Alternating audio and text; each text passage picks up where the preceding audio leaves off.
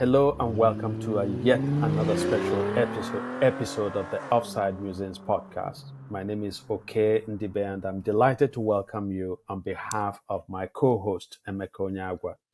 In today's episode of the Offside Musings, we're going to talk about one of the most heinous crimes committed in the recent memory of Nigeria.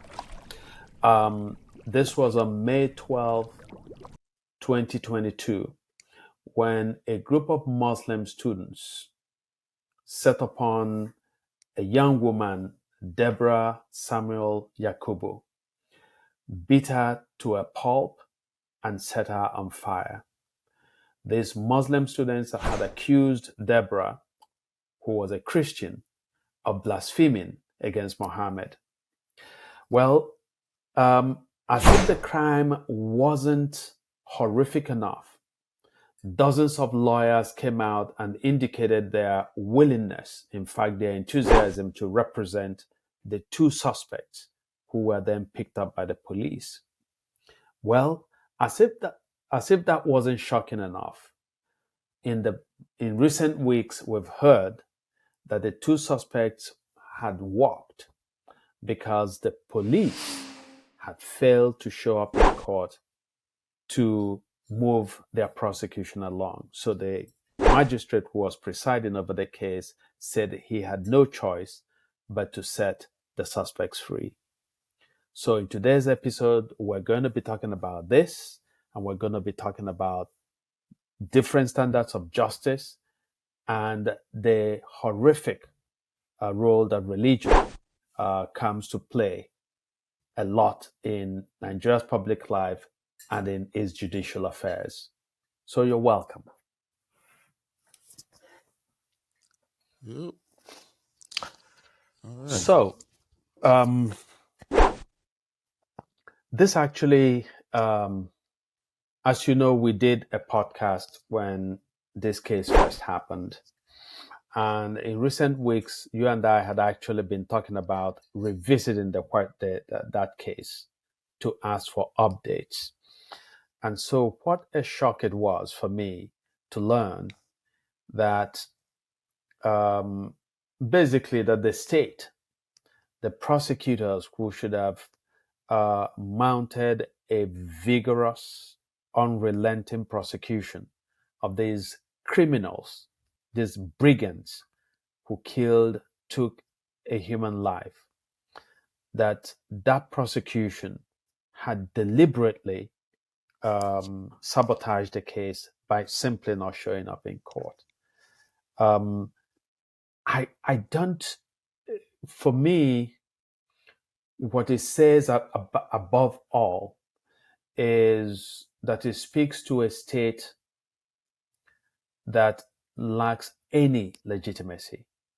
When the state would take the side of criminals and of people who have committed criminality of the most heinous kind, then I think that the state has lost all legitimacy, quite honestly. I don't know what your take is, Emeka. Yeah. I mean, it's an expected development if you understand the way the Nigerian state functions as a whole, the Nigerian psyche, the Nigerian philosophy as a whole, north, south, east, west. I don't think it's domiciled in one religion. I don't even think it's domiciled in Nigeria, to be honest. But in this case, we're talking about Nigeria. So if you understand the way it functions in a way where first things first, when something like this happens, they end up like, all right, cool, it's happened. Let's put it on the carpet. Let's move on. In essence, a place like that is who can do the worst. Essentially, the worst in any situation, the worst you can do, the better for you. Because at the end of the day, people don't seek justice, and that's sometimes people might say people overseek justice or an eye for an eye kind of justice. Yes, but at least you have to be in the conversation first of having justice first things first. So That's the first thing you have with Nigerian psyche that it's always, and it might be harder for people to understand, especially if you're in a Western environment or in most of the environments. There's a level of justice that people require, whether it's Arab environments, Western environments, where in some of those Arab environments is literally an eye for an eye kind of this thing. But in the Nigerian context, it's just more of something happens. It's the the person that does the worst is the one that gets away with it. The person that does the least or does it halfway is the person that gets the blame. All this is to say, when it comes to Nigeria, when something like that has happened, you are going to sadly and honestly find a lot of people blaming the victim in these places. That is what you're going to have. And you're going to have, and it's not just in this case, you're talking of the Muslims, and no, you're going to have other people who maybe live there or are married to those, whatever it is, their association with these places, or just most people that have never even been there will end up blaming the victim. That's the way it works, and it shows because even just searching for the news of what's happening in court, looking for coverage of that news is very difficult to find.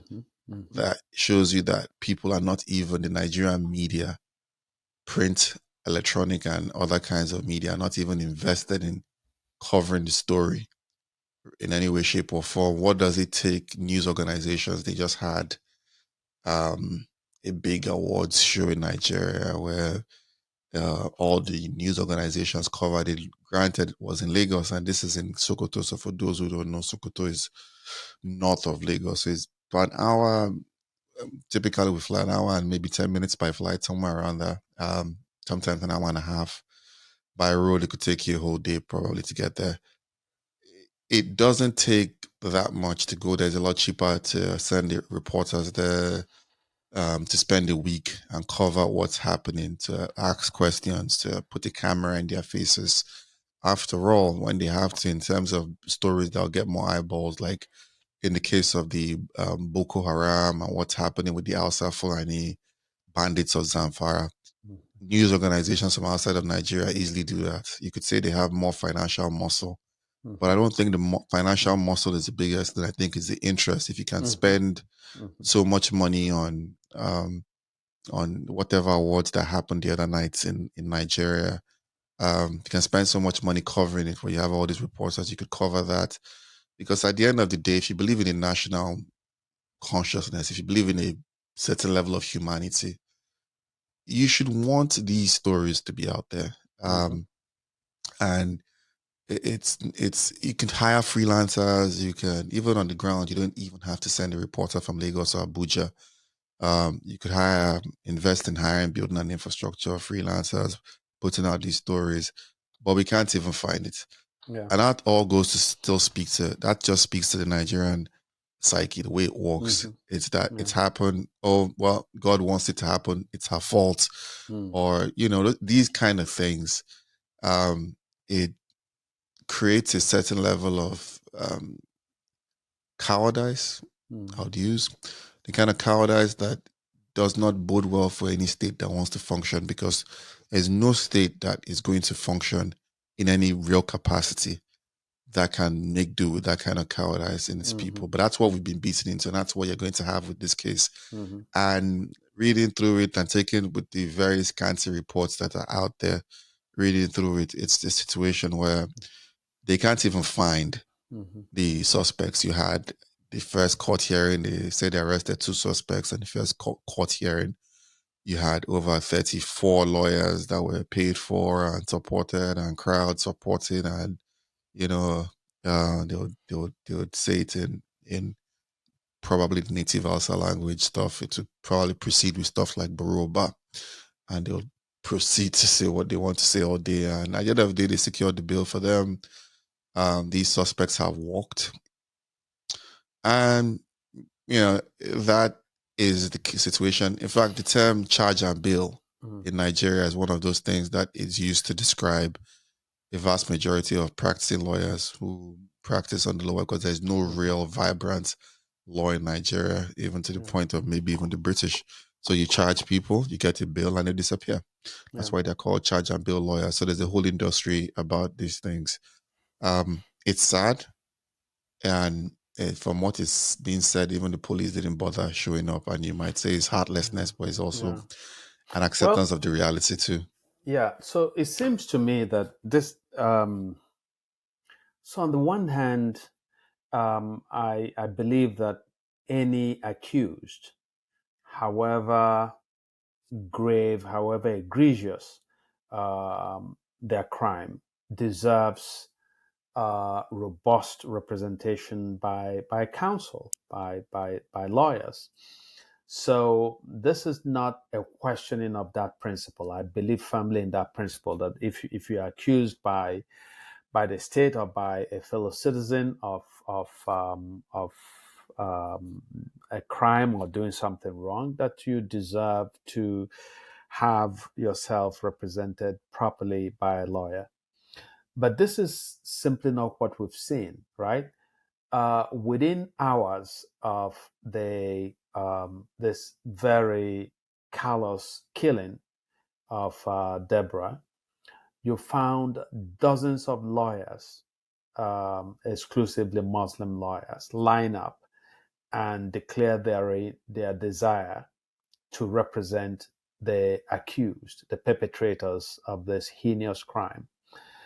And so the impression that was given here was that these criminals had done something heroic.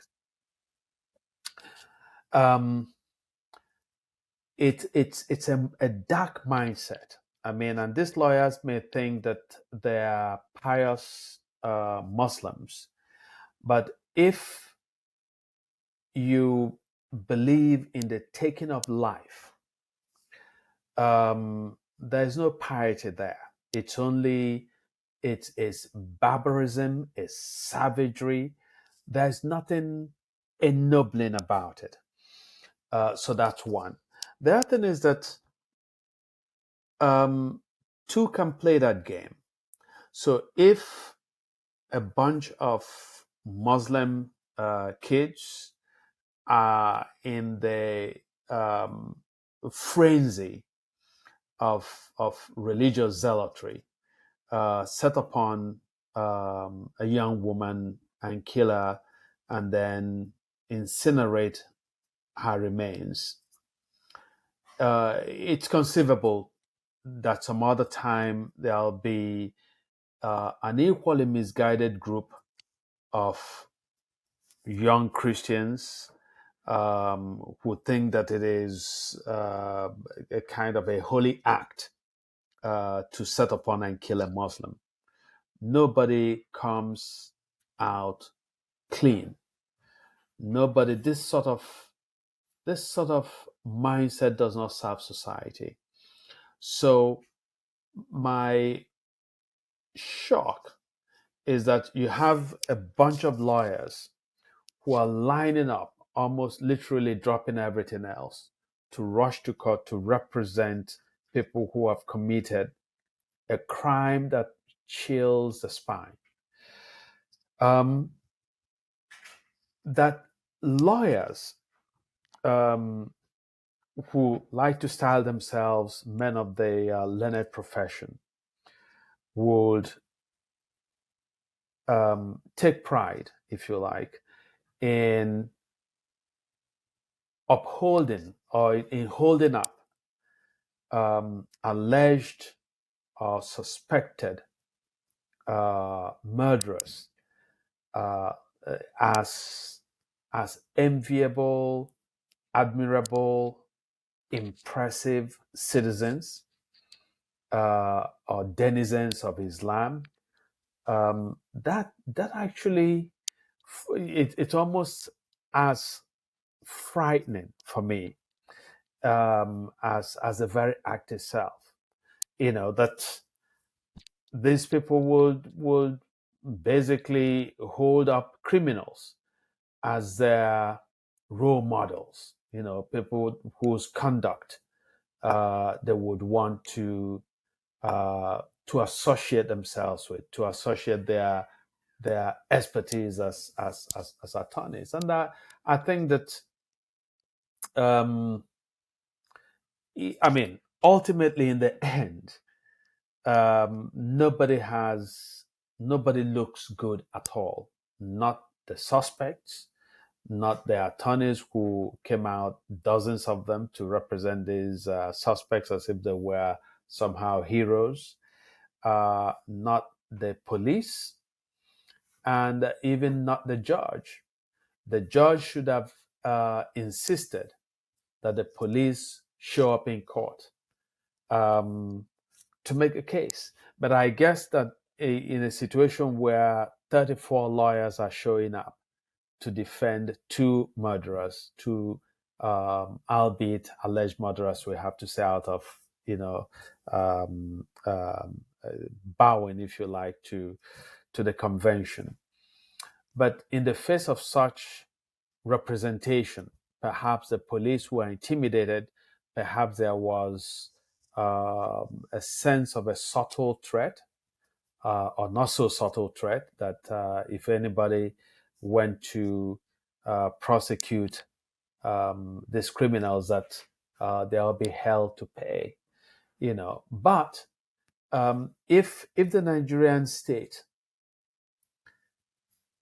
cannot find a way to hold accountable murderers, then we might as well declare free for all and say that Nigeria is a law-free society. It's a society where the rule of might is a going principle. That if you can kill somebody, you just go ahead and kill them, and see where that leaves us as a nation and as a society. It's really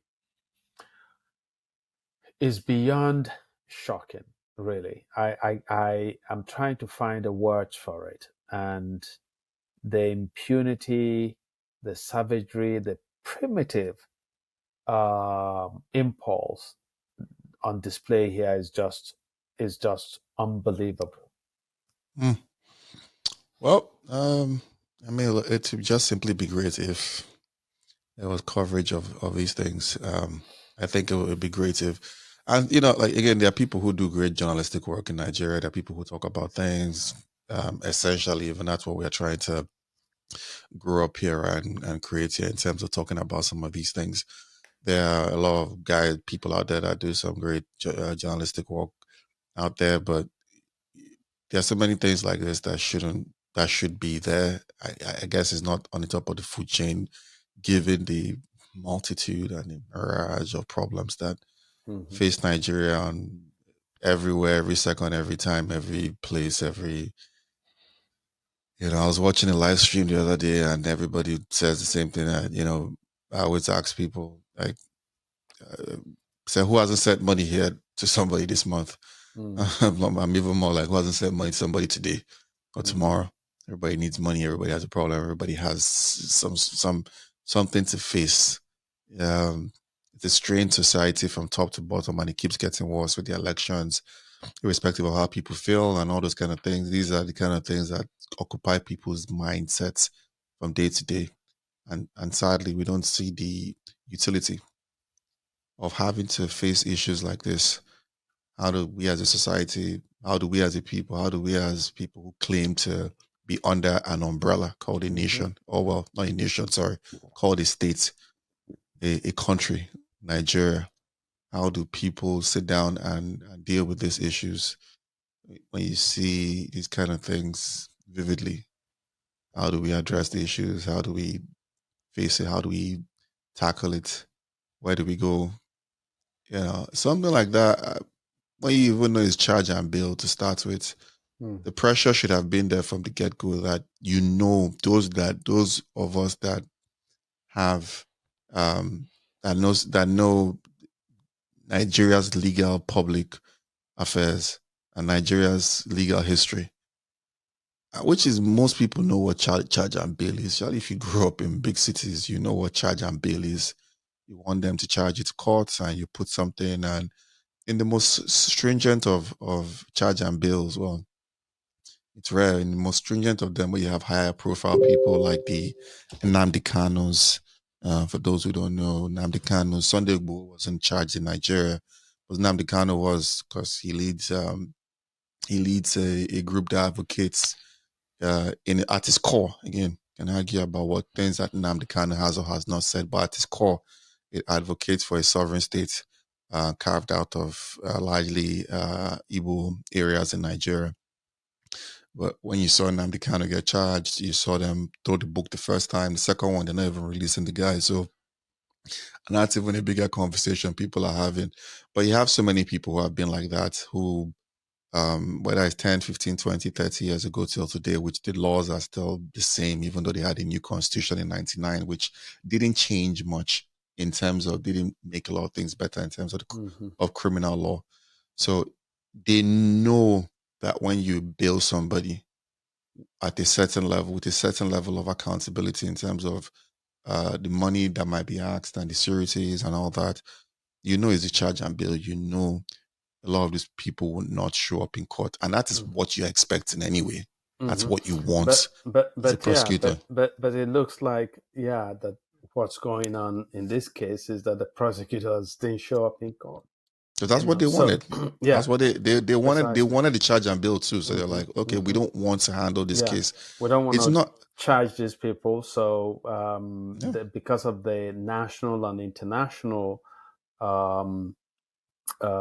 exposure of that act, the killing of Deborah, I'm sure that they felt, well, we have to be seen to do something, and so they gathered these young men. I'm sure they must have done wink, wink. We're just going to bring you to court. We're not going to show up, so we know the outcome is determined.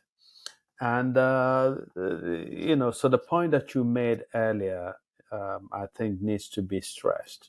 The fact that this is also a failure, above all, of the media, because you and I have, for at least a month and a half, we've talked about this. We've said at some point we want to see the progress, what's happened in this case, and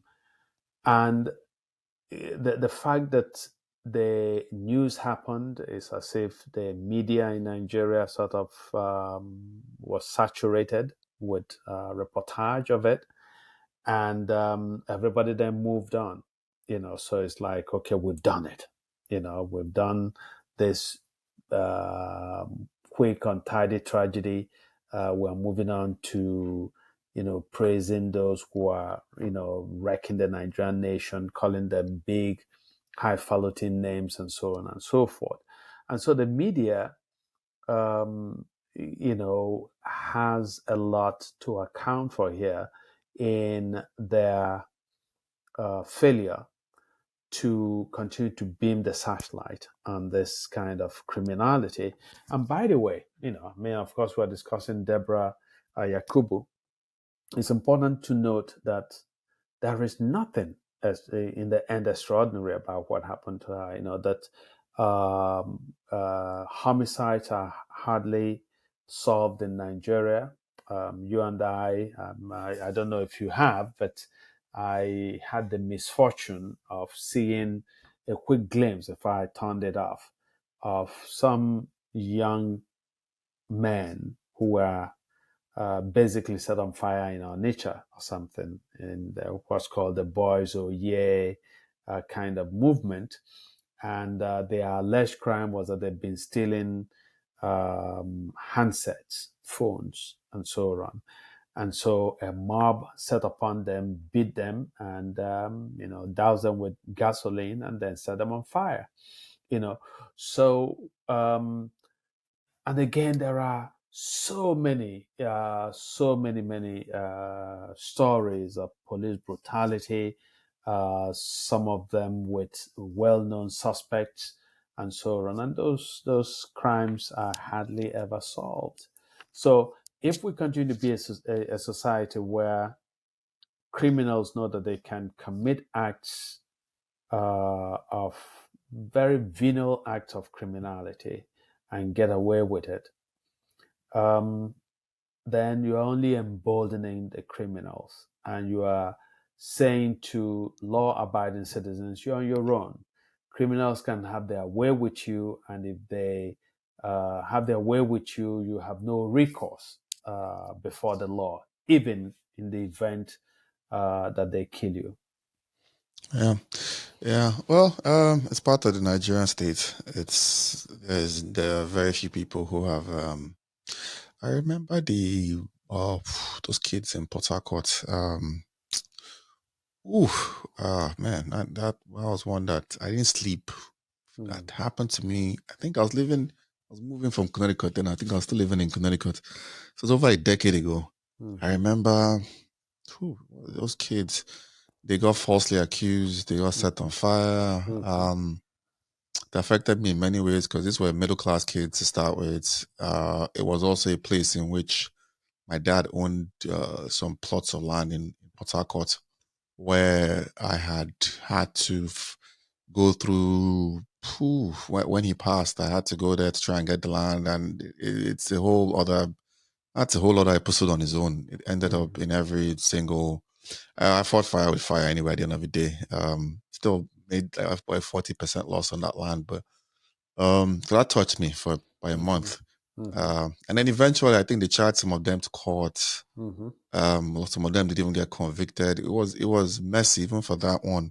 It was messy. It typically is like this, sad to say, in terms of mob justice or mob violence. It's very. It's not that it's that it happens. Yes, that's one. But it's that we see it happen, and some people say, "What desensitized to it?"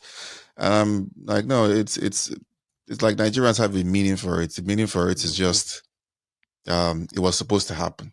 So it's happened. It's supposed to happen. Which is the way it works in Nigeria, and people put it on the road. We don't talk about it. Say, how can we improve society? What can we do to make it? What can we do to face this issue? That's the point. And we don't talk about it. So it's sad. It's something that keeps on rotating over and over again.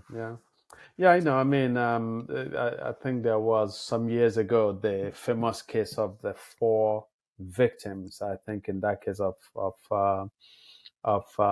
police, rogue police,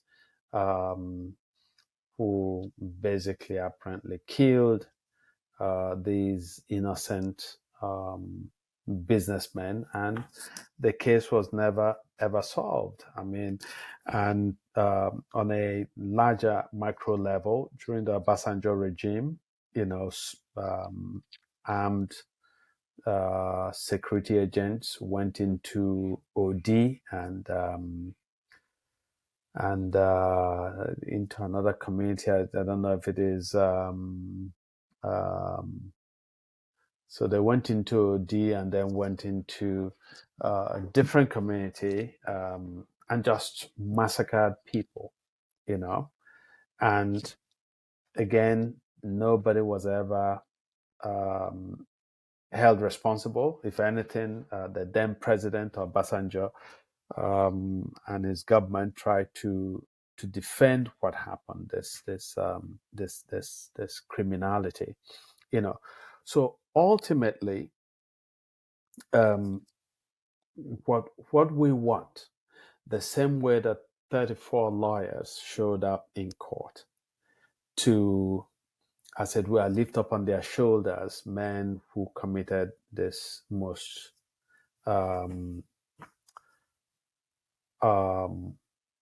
horrible of crimes.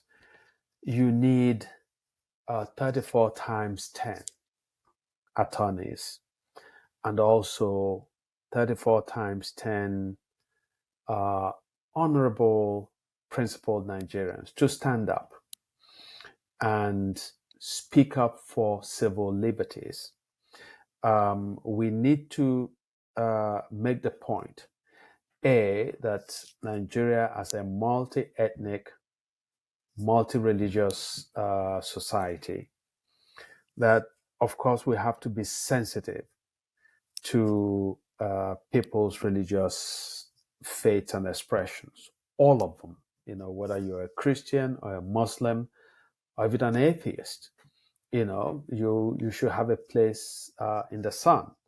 Um, we don't, and I hope that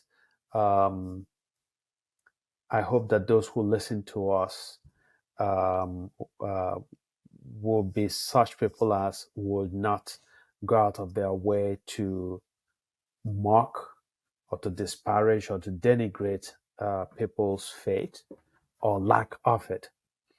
But on the other hand, we must stress that there is nothing that somebody says about your religious conviction that should become a debt, a capital offense that should lead to the person's death. And that there should never be a case where the mob settles the question of punishment for any accused person. The more that such things happen, I think the more they speak to the internal implosion of the Nigerian state. It is because in some cases people believe that if you hand criminals over to the police, that the criminals end up getting away with it, maybe by bribing the police and so on. That sometimes citizens then organize themselves as mobs and then exact what they believe to be justice, which is usually a very plenary kind of sentence, death penalty. So we need to continue to expand the civil and the civic space and environment within Nigeria. Nigerians should understand, should be socialized into understanding the meaning of a pluralistic society. That when you have people of different beliefs and different backgrounds and identities coexisting, that ultimately what it means is that people are going to say things that don't make you happy. People are going to dress in ways that you don't like. People are going to adopt positions that are not to your liking. But those are not grounds for beating somebody, much less for killing somebody. And I think that there are groups in Nigeria, civil society groups, that are pushing that agenda, trying to, as it were, enlarge our understanding of that kind of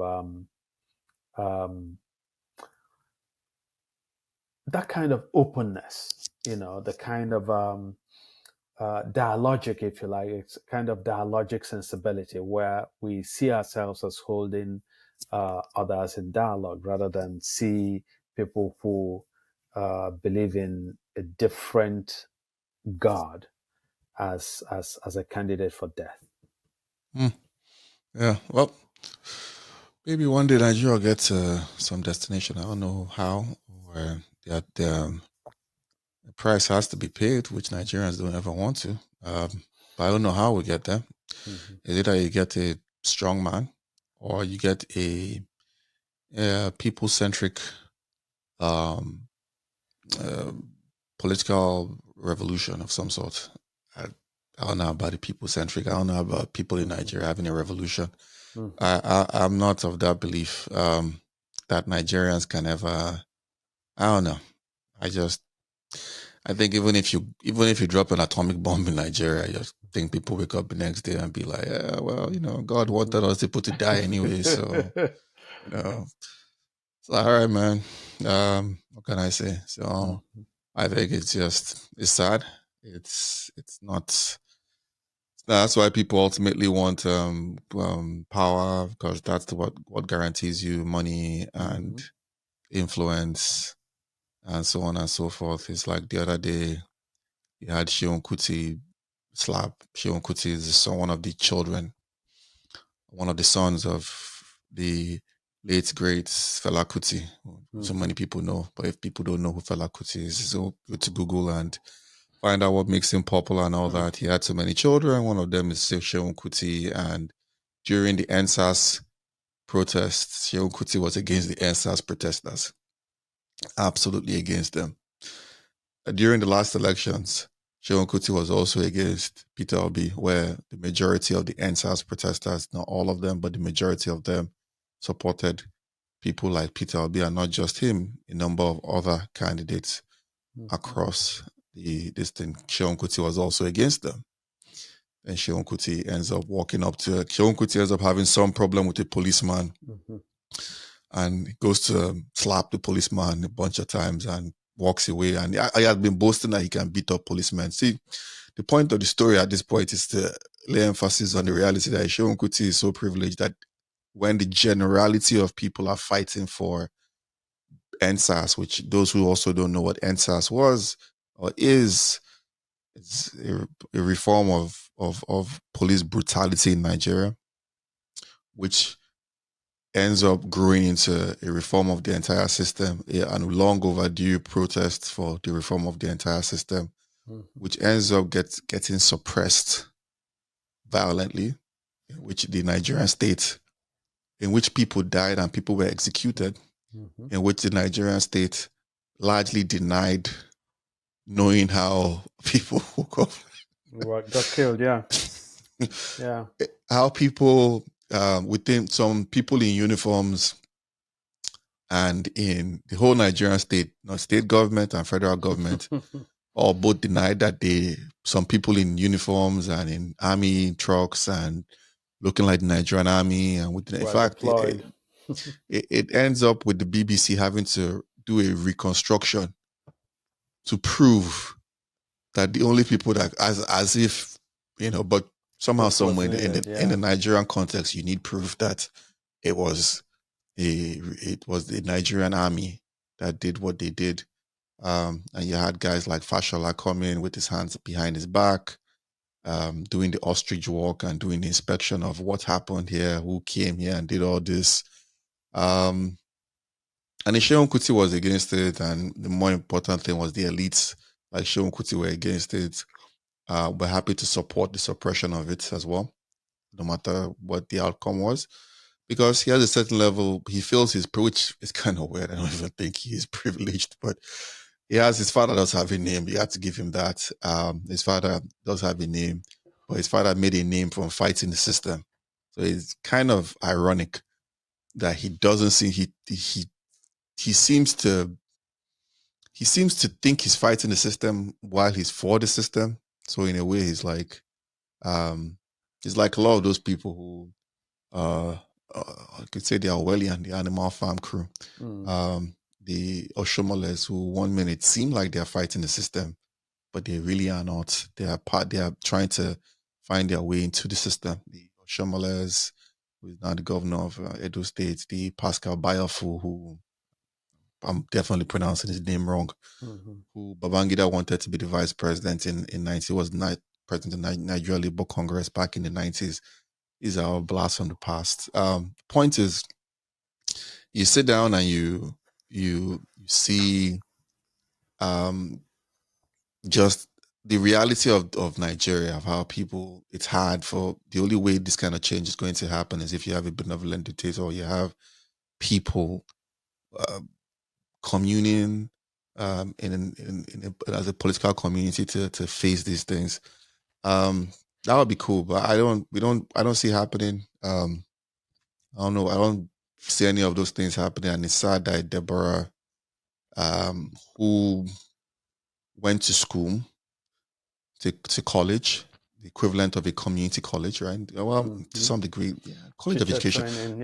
College of education is a community. I don't think it's a 4-year college. If it is, then I stand to be corrected, and that's fine. But it is a college. It goes to college from a lower class family.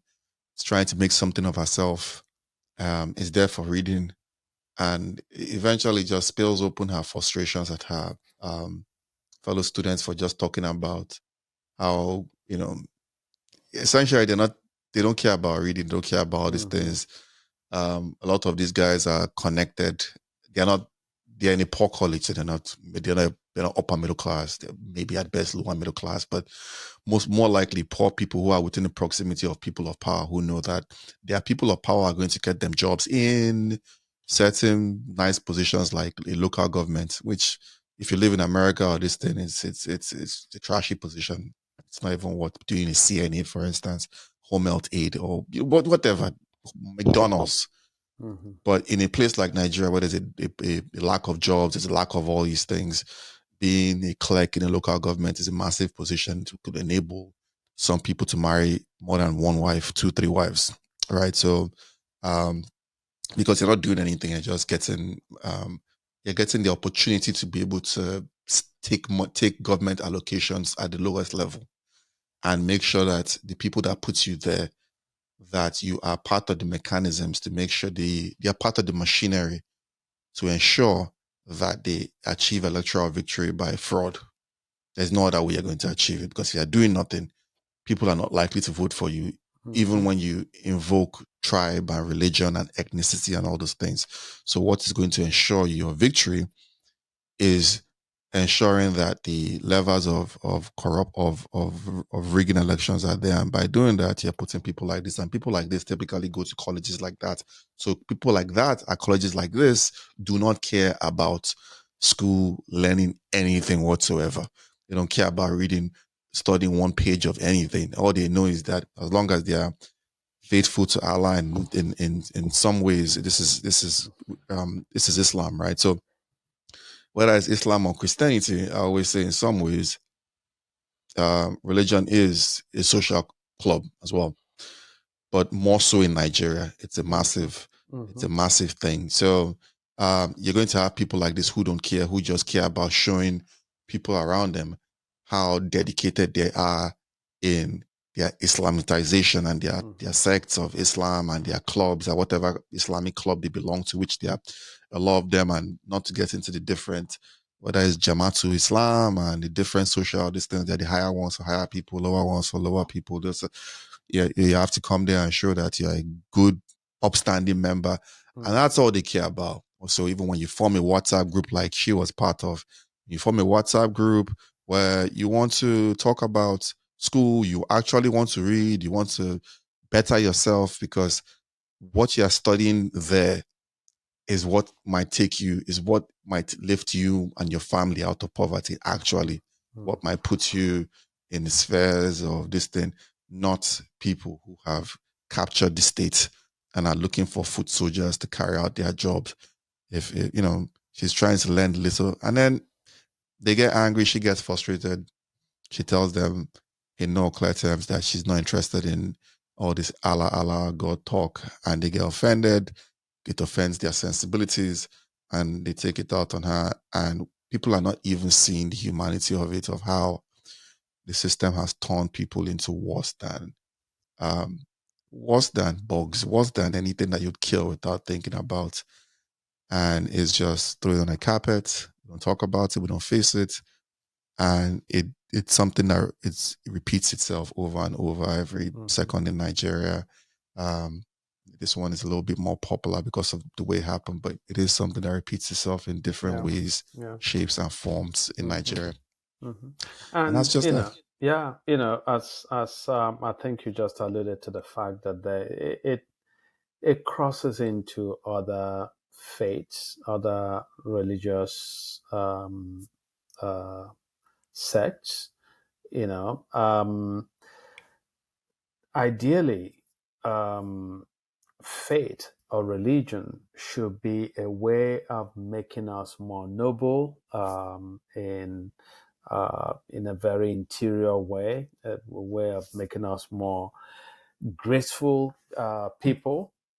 But often this isn't the case. Often you see that in the name of religion, we commit the most callous and the most unspeakable of crimes. Some years ago, for example, I had to write about a pastor I think in Akwa Ibom State, who was going around telling parents and telling her followers that if you have a child who cries a lot at night and doesn't sleep much, and that child is a witch or a wizard. And so under her spell, the spell that she cast, some parents were basically abandoning, throwing away their own children. In some cases, macheting the kids, believing that these kids were witches and wizards who were out to get them, their own parents. So the rabid uses of religion in our society are things that we cannot talk about enough. That faith always has a place in human society. You and I are men of faith, and for me, from my return to church as a Catholic after wandering away for 50 years has shaped who I have become. It's made me a much better person. But I also see the ways in which people commit just untold horrors in the name of God. People who ostracize the elderly, abandon their own families because some pastor or some religious authority has told them that these relatives are incarnates of the evil one. So in a sense, Deborah became a victim of such rabid proclivity in our practice of faith in Nigeria. As our society, and it becomes again the responsibility of pastors, of imams, of religious leaders in general, broadly speaking, to make the case that it is not up to us, in the sense that there is a certain unbelievable arrogance when people say somebody has insulted our God, so we have to kill this person. If your God wanted this person dead, your God will kill that person. And if your God, if you're saying that your God is incapable of killing this person, so you have to kill the person for your God, then in a sense, what you're saying is, my God is so weak that when my God wants somebody dead, it has to come to somebody as weak as you are as a human being to carry out the death penalty. So the way I look at it is, I'm a Christian, but if somebody comes out and starts saying, spewing all kinds of inane things about Christ, it won't make me happy.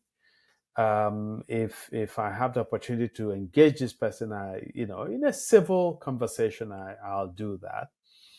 But I'll never feel called upon to kill this person. I wouldn't even wish the person dead. And so I think that religious leaders have a duty of, instructing their followers, their congregations, and so on, that it is not their place to kill. I think that law enforcement has to make a case that they will prosecute those who kill in God's name. That politicians and political leaders ought to proclaim that there is a zero tolerance policy on the taking of life on account of a perceived theological slight and so on, and that the media should play their own role, in reporting this act and in holding politicians and religious leaders and lawyers and so on who condone these acts, holding them to account and so on. So, unfortunately, Deborah is no longer here, and it's not just Deborah. You look at Boko Haram and look at all the people that Boko Haram has killed. Look at all the damage they have inflicted on innocent bystanders, on just the most vulnerable people in society. In the name of fighting against Western values and Western education. The whole business of constituting yourself into God's army without an official commission from God is something that should cease. It doesn't make sense at all. It doesn't. Well, yeah. Well, that's for that, man. Hopefully we'll keep talking about it. But yeah. So it's I know that it's been a very strained, for me, a very strained and difficult conversation to have, because it's painful.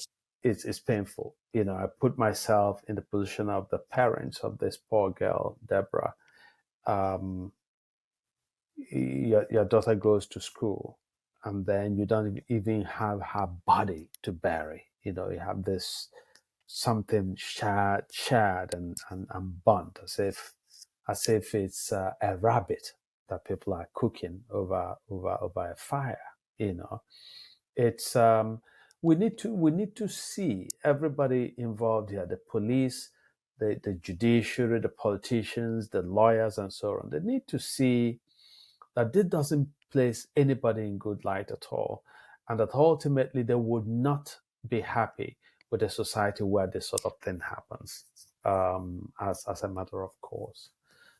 So anyway, it's been a delight, even in the pain and displeasure of talking about a subject that has, really left us disconcerted.